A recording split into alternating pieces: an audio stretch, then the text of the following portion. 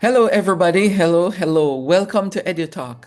EduTALK is a virtual talk show created out of the need for a global learning community, and we focus on topics that directly affect people across the globe. And today, I am joined by Dr. Anastasia Wickham, and she is the Provost and Chief Academic Officer at Reach University. She's also leading academic vision and innovation for the university. So I'm very privileged to have her on EduTalk to talk about herself, of course, and the programs at the university because they're really awesome. So Anastasia, I'm going to call you Anastasia instead of Dr. Wickham. And welcome Yes, to please. EduTalk. Thank you. Thank you. I'm so happy to be here. Yes, it's always a pleasure to find people out there in our world who are doing extraordinary work. And I found you and realized that the program at the university actually help people. It's not like the university benefits on its own, but it's helping people. Before we get into that, though, tell us a little bit about yourself and how you come about to focus on higher learning, because your journey started a while back with some other avenues. Yes, that's true. I won't take that as any indication of my age, but No, yes, it's been a while. yes. So yes, I grew up in a family where my parents hadn't gone to college, and so it was an aspiration, but not something that I really understood how to navigate. I wanted to be a teacher. Mm-hmm. I was working a lot of jobs while I was in college, and the barrier of student teaching internship in the United States, where you have to, at the time, it was a requirement you couldn't have another job. So you couldn't have paid work. You had to do full-time, unpaid internship work in a school setting, and it wasn't something I could do. It wasn't feasible. So I ended up getting waylaid. I did some other things. I eventually did become a teacher. I taught actually preschool, middle school, high school for a while. I ended up going back to graduate school, got a PhD, and I wanted to work with pre-service teachers. So for 9 years, I was in traditional higher ed, working with people becoming teachers, and realized during that time that as much as I love higher education, it's really creates a lot of barriers for a lot of people.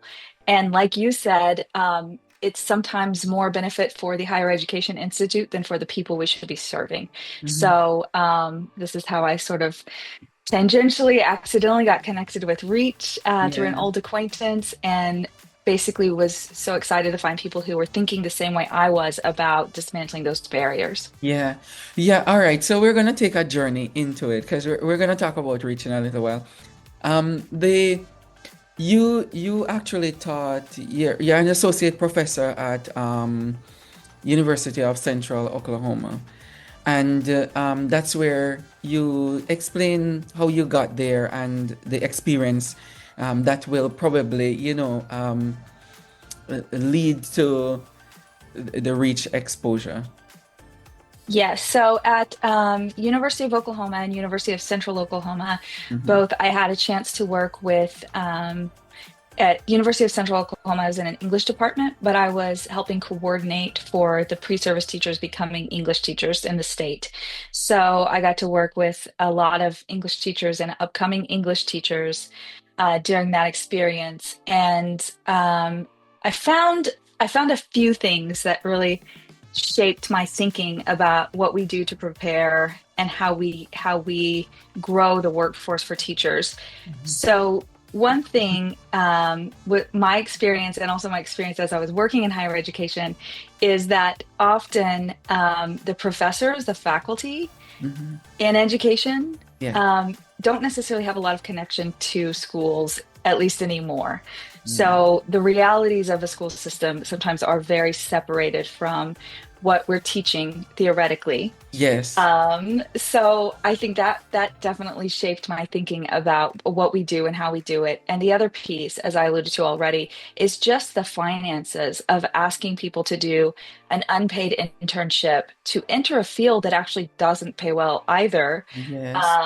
So I was in a state where we were at the time one of the lowest paid states for teachers.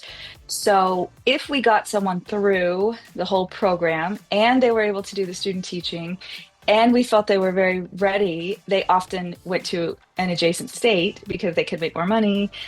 So keeping a workforce, not just in that state, but that's what I know the best, was really difficult. And on the flip side of that, what sometimes happened is people theoretically really liked the idea of being teachers. They liked lesson planning, Hmm. they liked thinking about their subject, and they did not necessarily like the realities of the school system.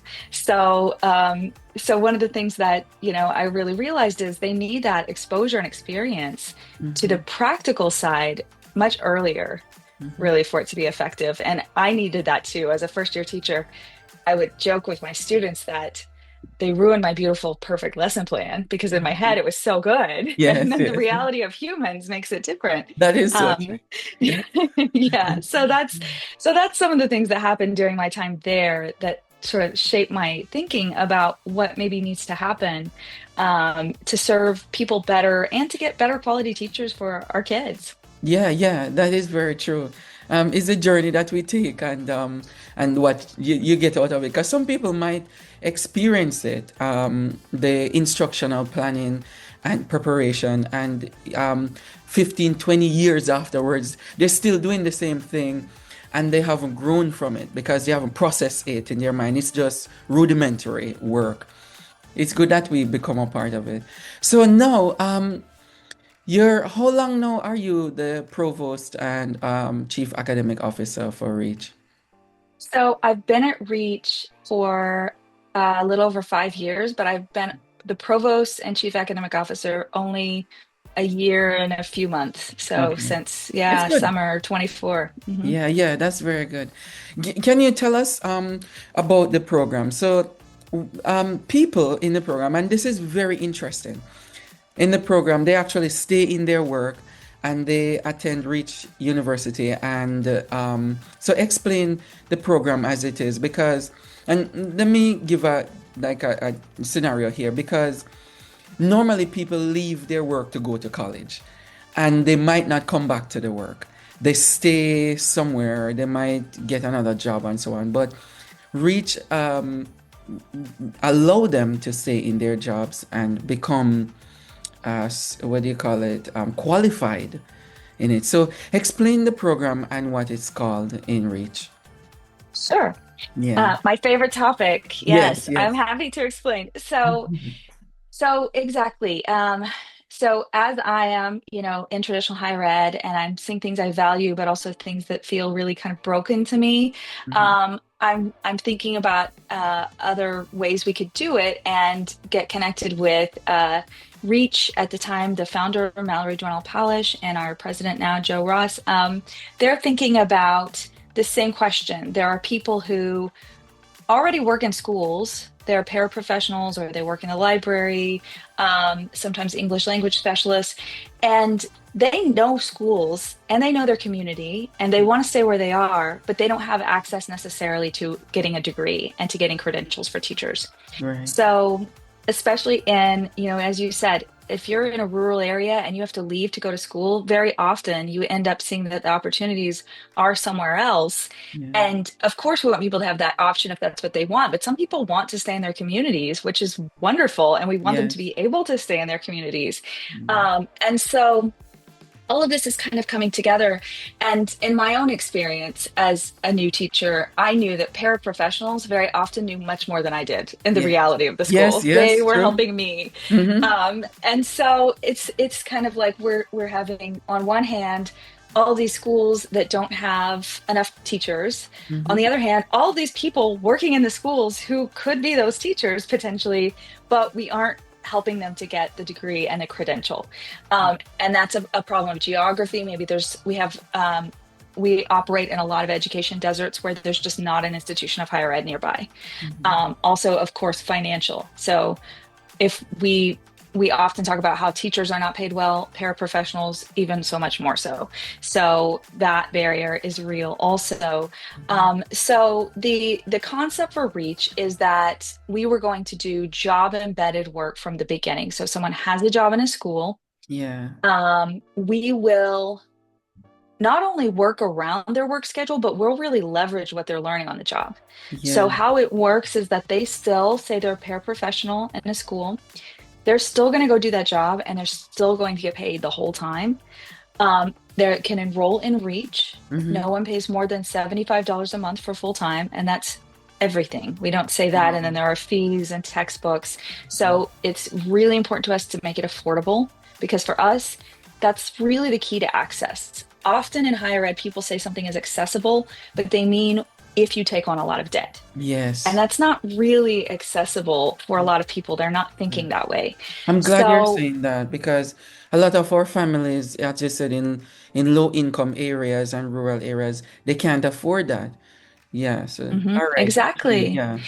And if they're not, I'm thinking from my experience, if you aren't from a family where everyone went to college and that's the norm, and you might take on some debt, but it'll pay off, Yes.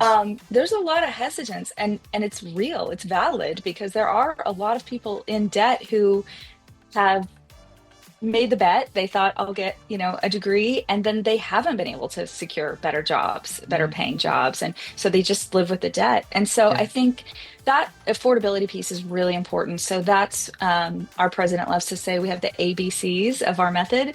affordability based in the workplace. So they start with the job and with a better job. Mhm. And we kind of turn the workplace into a extended campus. Oh, So wow. what we're doing is really using what they're learning instead of kind of ignoring it and Yeah. saying, well, we'll teach you over here what you really need to know theoretically, and then you learn that. We're really pushing all of our learners to make those connections between theory and practice the whole way through.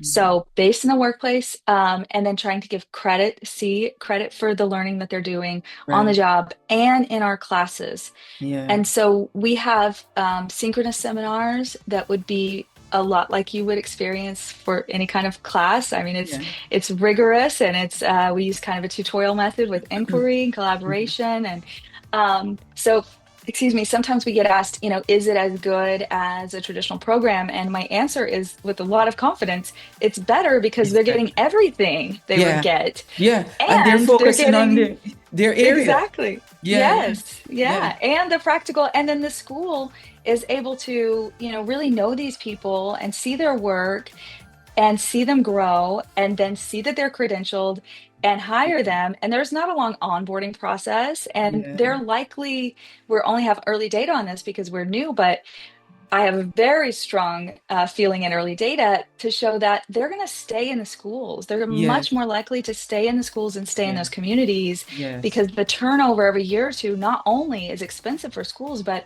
it's not good for kids. They don't have Very that good. continuity. Yeah. Yes. Yeah. With culture, Hmm. yeah, and familiarity with their teachers from the students' perspective.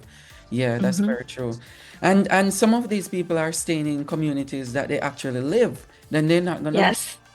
What I noticed too, which is very remarkable about the program when you shared it with me, is the fact that a school could keep the people while becoming qualified and certified, instead of hiring people who are certified and qualified from outside. And that will contribute to the continuity as well. It's very good. How long is the program, and um, how many different, what should I say now, the areas of study do you offer? So you mentioned education, and more education and paralegal work in schools, but do you offer like engineering? Of course, social work is involved in there, medical. How does it work with Reach, and how long is a typical program? Yeah, so like other schools, it'll be a little dependent. The time period will be a little bit dependent on what they've already done. So, if they come in with some credit experience, it potentially could be a 4-year program like most school programs if they don't have any experience or credits, in which case they'd still work the whole time and we'd work around their work schedule. Mm-hmm. Or we could do a 2-year pathway, a 3-year pathway, depending on what they have. What we do like is we maximize the credit we give them. We will count. Unlike most schools, we're not looking for like one word is different in this course title, so we don't give you credit for it. We are trying to maximize credit, Mm-hmm. but the caveat is we also want them to come in a cohort. So they're gonna start with a group of people that's gonna be like the group that's their cohort, because we think that relationship piece is really, really important. Mm-hmm. So that will vary a little bit, but it's gonna be not far off from a traditional program, except that you're not incurring debt and you're able to work the whole time. Yeah, yeah, Our field that we're in, so yes, we started in teacher training, yeah. and Oh, okay, good. we did that because workforce shortages Mm-hmm. are a problem all over the country. And so our idea was looking at areas where there's a workforce shortage, there's a credential and a degree required that is a barrier to get in some way. Mm-hmm. So obviously teacher training fit with that. And then we have started thinking about initially kind of things connected to schools but that aren't teachers. So we thought about like um, mental health Oh, counselors, things okay. like that. Yeah. So the next thing we'll be doing directly will be behavioral health that's starting this year. Mm-hmm. So those programs, we're excited to get started in that with not just schools, but it's a big area of need also in our country that we have a lot of places where there are no certified mental health professionals, and Very true. obviously a lot of need. Yes. So that's a next direct service. But on the other hand, we have Reach. Reach has sort of two parts. So one part is that direct service where we are like a university. We give credit to students. They earn their degrees through us. On the other hand, we have National Center for the Apprenticeship Degree, and that is kind of a response to us realizing we can't do every subject and every field and in every place in this big country. Exactly. So this is where we work with other schools to say, how can we help you provide something similar to what we do Mm-hmm. in your context? So that's the way that we get to work with people in lots of states, and help them set up either not just teacher training, but also in healthcare and as you said, other fields too. Mm-hmm. Any field really where you need a degree Mm-hmm. and it would serve you to be able to also work while you're earning that degree. I mean, apprenticeship is really the original way people Yeah. learn a profession, Yes. right? So Very we're true. just saying we want that to be part of it again. We don't Yeah. want to say that the only learning that counts is in the classroom while you're Yeah. reading a textbook. We want to say that other things count too. Mm-hmm. What about guidance counseling? Because it's very similar to mental health. Right. So that's the idea is that we could potentially serve people going in. And it's interesting. Now our current students are starting to hear about that we're doing behavioral health. And Mm-hmm. some of the ones who are becoming teachers are saying, oh, I also want to do that. Oh, I think I would wow. like to also be a counselor. Yeah. So definitely those are kind of related fields. And I think we're thinking right now for direct service, those caring professions where we have shortages and we also have people who want to do them, but Mm-hmm. the access isn't there. Yeah, yeah. All right. So you focus on keeping people in the job. What about people who would say, where is the campus? The main campus of Reach. How does it work? Yeah. So one of the ways we keep the cost down is that we don't have campuses everywhere. Yeah. So what we do is we really leverage their workplace. So Mm. for teacher training, the schools are an extended campus. And one of the ways we do that, so I said much earlier Yeah. uh, that we I had that experience of a lot of the professors, the faculty in colleges of Yeah. ed sometimes haven't been in schools in a long time, and that Yeah. it's important to stay connected. So Yeah. what we do is we have mostly professors of practice who are still in those schools. We have superintendents, principals, teachers. We have all sorts of people working in that ecosystem, Mhm. and they end up teaching some of our classes. So it may be that we have students at working at the same K-12 school. Mhm. Some of the faculty at their school might also be instructors for us in the evening.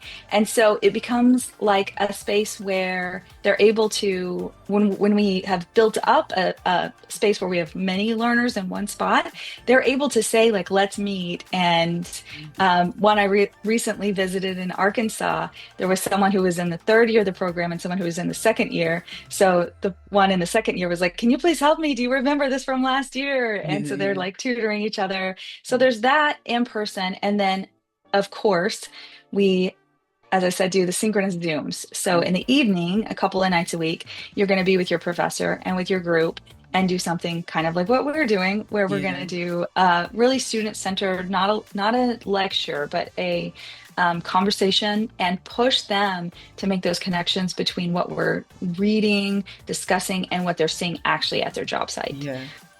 So That's that's a powerful. little bit of, so Zoom and their workplace. We kind of Yeah. leverage both for feedback and learning, and just collaborative learning is Yeah. really what we're It's very pushing. powerful.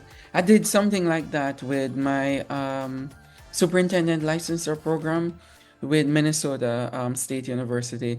And we got placed with a district superintendent, and you work throughout the entire year with that district superintendent, Mhm. shadowing that person. But then you meet on Zoom with the other people in your cohort, and you talk about different strategies of the superintendent. So that's the theoretical part to it, and Yeah, I found it very, very enriching to have the practical and the know-how, and if you run into problems, you can learn from the person, like an apprenticeship program for the entire year, a full 12 months. And I learned more from that being on the job than taking my time off, going into school, studying, and then doing a visitation, like a one right. week visitation and so on. That the focus is on the practice, and then Yes, you have theory to support the practice. It's, right. yeah. I think Go theory on. is so much more tangible and real when you're actually trying to think about it in terms of practical and what you're Yeah. seeing. And Yeah. I had that experience a lot when I was teaching in Oklahoma, because I would have I would have people who would come back after they taught for a few months, and they would say, "Oh, I really wish I had already had this experience when you were teaching me all those things, because Yeah. I didn't really understand, and Yeah. now I really need that knowledge, but I wasn't really paying attention in the way I should have." Yeah. So Yeah. I think that's kind of an advantage, is that they're doing both at the same time. So they Yeah. care. It's that, like, just in time learning instead of just in case. They see, "Oh, I really need to Yeah. know this stuff right now because I'm in a Yes. school working there." Yes, Yeah, yes, that is very true. And it's an extension of externship from high schoolers. People who right. are in those high schools that experience externships, they will really, really fit into this program very well. Do Yes. you how far is your reach across the Pun intended. yeah. So, so we are currently working in 8 states. We've been really intentional about how we grow and where we grow, because um, our problem isn't actually growth. We grow rapidly, Yeah. and people want us to come, especially now that they see that we are providing real accredited, good quality. I should have asked you about Uh, that, like the yeah, accreditation, but share the yes. reach part of it and then talk about the accreditation.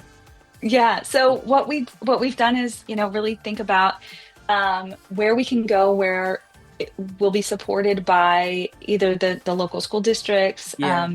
We're in Louisiana, so parish is there, but by the local leadership, by um, where it's really going to serve a need. So we've been kind of strategic about that. We actually, it's funny because we think we were thinking over the years we're doing something really great, and we're figuring out these places we should go. And then at some point, like a year or two in, we see a map of education deserts, and we're like, oh, we just went there. If we'd realized, we were just going really where there weren't institutions of higher education around Yeah. that area. So Yeah. it's a lot like Southeast. But I mean, really, we started in California. Mhm. And so now we have obviously that area. We have Colorado, and then we have Louisiana, Arkansas, Tennessee, Alabama. And so it has a lot to do with just where there's a need and where Yeah. there's a way that we can fulfill that need, Mhm. and keep our costs down and have school partners who are going to be really partner with us and help us Yeah. get the really high quality education and feedback from both sides, from us and from what they're doing on the job. Mhm. Um, and then everything about how we've designed the program has Mhm. been it's really listening to our partners, our Yeah. employers, and really listening to our learners. And Mhm. so we've been able to redesign things in a way that looks pretty different in some ways from traditional college, very similar Yeah. in some ways. But like we've learned that for working adults who, they're busy, our average age of undergraduate is 38. They have Wow. children very often. Yeah. They're Yeah. busy. So Yeah. we've learned that we really want to, reduce the cognitive load where we can. So we now have single subject semesters. So you will learn, for example, like all your math. You're going to Mhm. have one or two of the same professors for the semester who are really with you in an intensive way. They're going to take you through everything you need to know. And then, in most states, they're going to take the praxis or some exit certification exam. And we have them take it right after that semester when they've just learned all of this. And that's really helped with boosting their passage of those tests. Very powerful. Yes. Do you have so we talk about the reach. What about the accreditation? The accrediting Yeah. body. Yeah. So we have WASC accreditation, which for region it's California, but obviously serves Yeah. everywhere we Every are. region. Yeah. So people often, say, are you're real? Are you real? Especially Yeah. early on, because if people hear it's not expensive, they think, is it not quality? Is it Yeah. real? Does it really? And definitely, yes, we have the same accreditor as Stanford. We are Yeah. real university. Yeah. So Good. we have that side too. And I think that's been a little bit where we are and where we've been for a little while. There's not a question anymore. People see that we are providing high quality education. But I Yeah. think but initially, I think that becomes a question because, Yeah. the reality is like we have in our minds what we think, like who we think should be a teacher. Mm-hmm. And part of that's formed by the fact that we put up barriers that have made it such that we don't have representative teachers Yeah. in areas. We have representative paraprofessionals in most places who actually look like the community. Mm-hmm. And then the next step, teachers, much more kind of less diversity, and as you go up, more like less and less to each position. So what we want to do is create a pipeline where everyone can have that access to Mm-hmm. upward mobility without taking on a lot of debt, without having to leave their community. And that was what really excites me about what we do, Yeah. because I love some things about models that try to bring in high quality teachers into an area. Mm-hmm. However, it's stay. And I think it sends the message that the people who are smart enough to teach our kids come from somewhere else. And I think Yeah. that's wrong. Yeah. I Yeah. think that we have smart, wonderful people in all these communities who want to be there, are rooted there, understand the challenges and the opportunities of a Yeah. space. And I think that's really what we need to focus on is giving the people who are there and want to do that work the tools to Yeah. do it. Spot on. Yeah. Very, very spot on. So you have programs in the bachelor's degree, first degree, and master's. Yes. Do you have PhDs yet and EDDs? We don't. Okay. We do sometimes talk about it as a future fantasy because we think Yeah. that, in some countries they do even apprenticeship doctoral work, which Oh would be very yes, cool. definitely. So Yeah, yeah, just stay tuned. Maybe yeah. someday. I think that would be really Yeah. cool.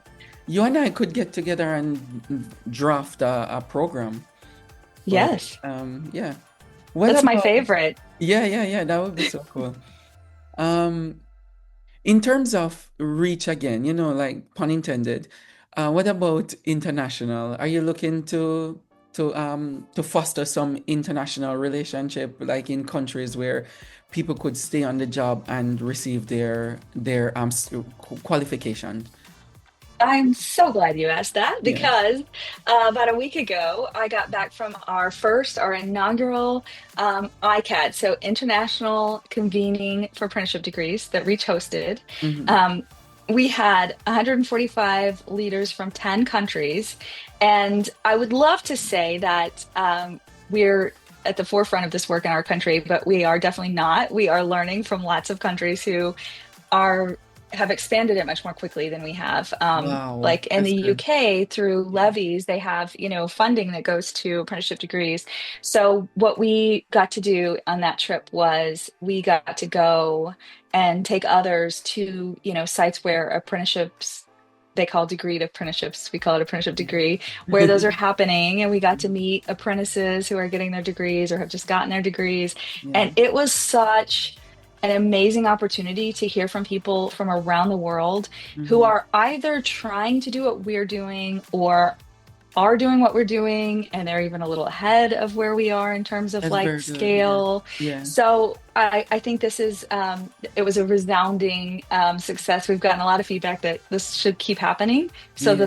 that we can learn from each other across the world. So I guess what I would say is when it comes to National Center for the Apprenticeship Degree, NCAD, what has been great, what we have been able to do is connect the people trying to do this work.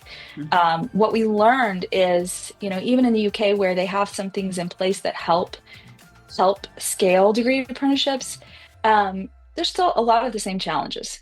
So when we get together and talk about things and how we've creatively been able to solve the problems, it's really powerful, and I think it feels a lot less lonely. And it's also the reminder that in every case, it took a person, a few people who are really dedicated to say, we're just not going to accept the barriers that are here. We're Yeah. going to make this work somehow. So it was Exactly. it was really inspirational. Yeah. Also a learning experience, but just the inspiration of seeing other people doing and caring enough to do what we're trying to do. Right. It Right. was a great experience. Of course, yeah. And it really takes effort and energy to actually change something or Hmm. put new ideas in place because we're so familiar with traditional way of doing things and change is very tough. It's very Hmm. painful. So it takes guts and grit to Hmm. actually put these things in place and then watch them mature over time until people actually get on board. It takes a long time. It reminds me of a train that we operate and we Yes. just put it in place. And some people will come on the first car, some people will be on the second, and some people will just run to hitchhike on the back of the cars when they realize that it's actually moving. So it's the same thing with starting new programs and especially a university. It's gonna take a little while to Yeah, get higher ed everybody. is not known for quickly changing direction. Oh Yeah, God, yeah. they're not known for that at all. I think the train analogy is so good though. I want to use that because I think you're right, like where people get on and the experience is going to seem different Yeah. based on like when you got on, which car you're on, or where you are Yeah. in the Yeah. process.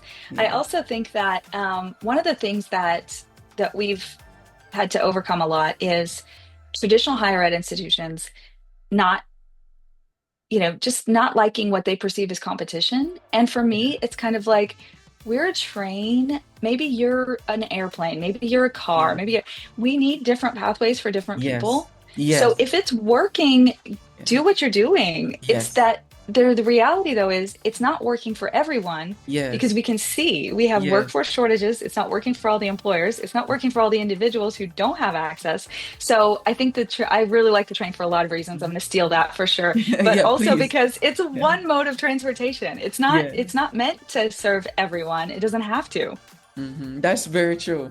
And nowadays, quite a few, the research shows that quite a few students who are leaving high school, they don't want to go into a four-year college because Right. as you mentioned earlier, it's debt. It's more debt for Hmm. them. And they want to work.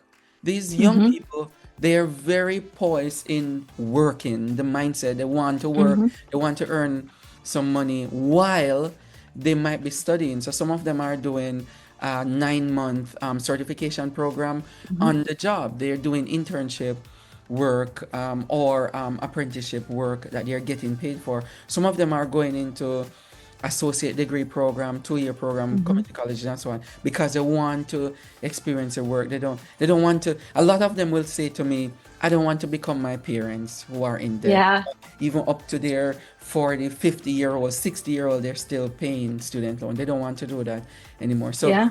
this approach that you're leading, the innovative approach that you're leading is actually saying a lot to these young people.